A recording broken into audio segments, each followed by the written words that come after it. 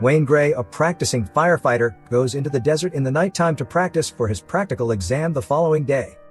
Wayne then gives CPR to a dummy but notices a meteor coming his way. Wayne flees as fast as he can, but the impact has already destroyed his car. At a nearby community college, Dr. Ira distributes graded research papers to his students.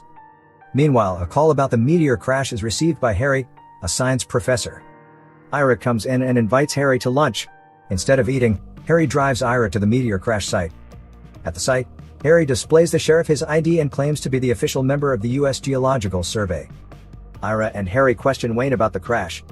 After passing through a tunnel, Harry and Ira reach at the cavern containing the meteorite. Ira sees moss starting to grow around the meteor, so they strike it, causing liquid to leak out as if it were bleeding. Back at the college, Ira tests the liquid that came from the rock, while Harry heads to see his volleyball team play. He notices that the liquid holds microbes that split and grow fast and finds that the DNA in the cell has 10 base pairs. This shows the existence of extraterrestrial life. Ira informs Harry of the news, mentioning that the microorganisms have 10 base pairs while all life on Earth only has 4.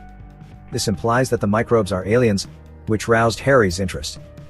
Ira shows Harry the microorganisms in his room. However, when they check again, multicellular organisms develop from single-celled organisms. Ira and Harry take their class to the meteorite to extract the meteor. In there, organisms have expanded around the meteor, and a dense fog covers the majority of the floor. Ira warned the student against touching anything. At this time, Nadine, one of Harry's students, notices something wobbling on her feet. After trying to clear the fog beneath them, they find that they are all standing on millions of worms. Horrified students rushed out from Thier. They pick one of the worms to research, but it dies instantly after being exposed to atmosphere. They return to school with the worms and the fog as their atmosphere in a jar. Later, at the college, the two professors are shocked to discover that the alien worms are splitting into two and converting by multiplying themselves like mitosis. The next day, Ira and Harry go to the crash site. After the U.S. Army soon seals off the site, Ira and Harry ask Brigadier General Russell Woodman, Ira's former boss, and the clumsy drive, Allison Reed, senior researcher in epidemiology at the CDC, to aid in their research. But their efforts fail when 2 weeks later, Ira goes to court to be allowed to be part of the federal investigation.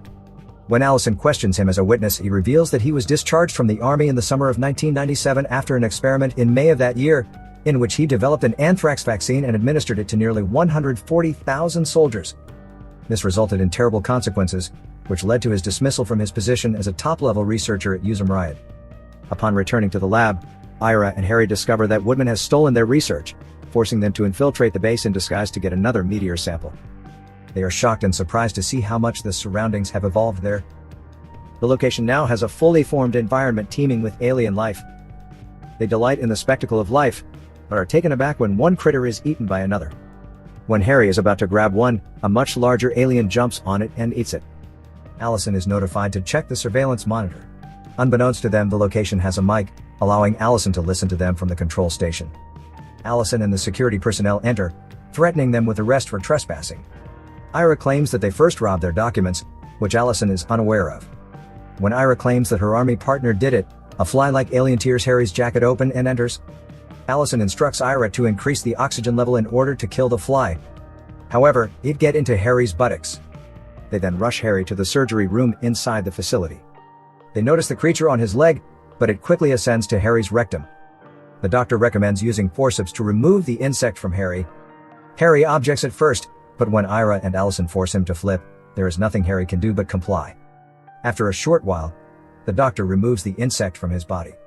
Finally, the insect is removed and dies. That night, a large reptilian creature fatally mauls the owner of a local country club where Wayne works. The following day, Ira and Harry come back to college to find Wayne waiting for them with a big bag. They take him into their lab, where he disposes of the alien lizard who killed Barry. He claims that when the alien entered the sandpit, it choked to death. The next day, a dog-sized frog-like animal attacks two elderly ladies in their home. Ira reaches Allison in her hotel room to alert her about the alien's expansion and transformation. She has already been aware of what happened on the golf course and tells him that everything is under control.